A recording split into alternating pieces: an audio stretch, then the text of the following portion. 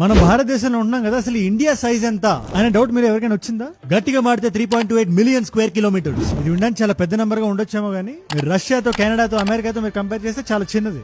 Size ప్రకారం 5 భారతదేశాన్ని కలిపితే ఒక రష్యా అవ్వచ్చేమో, లేదా 3 కలిపితే ఒక యునైటెడ్ స్టేట్స్ అవ్వచ్చేమో. కానీ స్పిరిట్ ఆఫ్ ద నేషన్ అంటారు కదా, పాపులేషన్ కాదు స్పిరిట్. పాపులేషన్ వైజ్ చూస్తే ఒక స్క్వేర్ కిలోమీటర్ కి మనకి సుమారు 440 మంది భారతీయులు ఉంటారు. రష్యాలో చూస్తే 4 కిలోమీటర్ కి, అమెరికాలో 36. బట్ ఈ సైజు, పాపులేషన్ ఇది కాదు కదా ఒక దేశం గొప్పతనం ఏంటో చెప్పేది.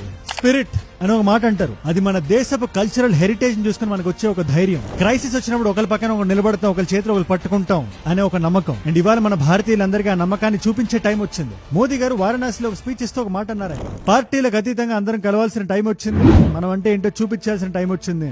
ऐसा कोई भी राजनीतिक दल हो, कोई भी राजनेता हो, देश हित में हर पल, हर बार, हर जगह हम स्वदेशी का संकल्प लें. ట్రంప్ గారి పేరు వాడలేదు కానీ ఆయన్నే ఉద్దేశించారు. ఇక్కడ ఈ రీసెంట్ టారిఫ్ డ్రామా ఇదంతా నడుస్తుంది కదా, భారతదేశం మీద 25% టారిఫ్ వేసి దేశాన్ని డెడ్ ఎకానమీ అని పిలిచి, మీరు మీ బోర్డర్ దాటొచ్చి మా దేశానికి వచ్చి అమ్మే అధికారం మీకు లేదని చెప్పి ఆయన అంటున్నాడు కదా, ట్యాక్స్ వేస్తా అని. ఎటువంటి ఫౌండేషన్, ఎటువంటి లాజిక్ లేకుండా దేశాన్ని ముంచేద్దామని చూస్తున్నాడు కదా. ఇలాంటి టైంలో అరిచేతిని పైకి చూపించి ట్రంప్ లాంటి వ్యక్తిని అర్థించకూడదు. మన కోసం మనం నిలబడాలి, మన సామాన్లు మనం కొనాలి. ఓన్లీ బై స్వదేశీ గుడ్స్. ముఖ్యంగా ఇలాంటి టైంలో పండుగలు వస్తున్నాయి, పెళ్లిళ్ళు వస్తున్నాయి, హాలిడేస్ వస్తున్నాయి, అందరం ఫ్యామిలీ అంతా బయటకు వెళ్ళి కొంటాం కదా సామాన్లు. ఆ సామాన్లు కొనేటప్పుడు ఒక ఎక్సైజ్ చేయండి చాలు. ఇది ఎంత డిస్కౌంట్ లో ఉందో చూడడంతో పాటు ఇది ఎక్కడ తయారైందో కూడా చూడండి. దీని వెనకాల ఒక భారతీయుడు కష్టపడ్డా లేదా? ఇవాళ మన దేశంలో ఉండే ఎక్స్పోర్ట్ ఎకానమీ కష్టాల్లో ఉంది. వాళ్ళ కోసం మనం నిలబడాలి, ఒక భారతీయుడికి ఇంకో భారతీయుడిలా. ద స్పిరిట్ ఆఫ్ భారత్ అని చూపించడానికి చిన్న చిన్న పనులు చాలు.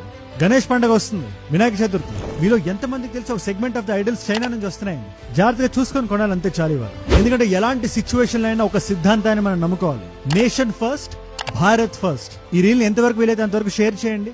ప్రతి తెలుగువాడికి, ప్రతి భారతీయుడికి వెళ్లేలా చూడండి.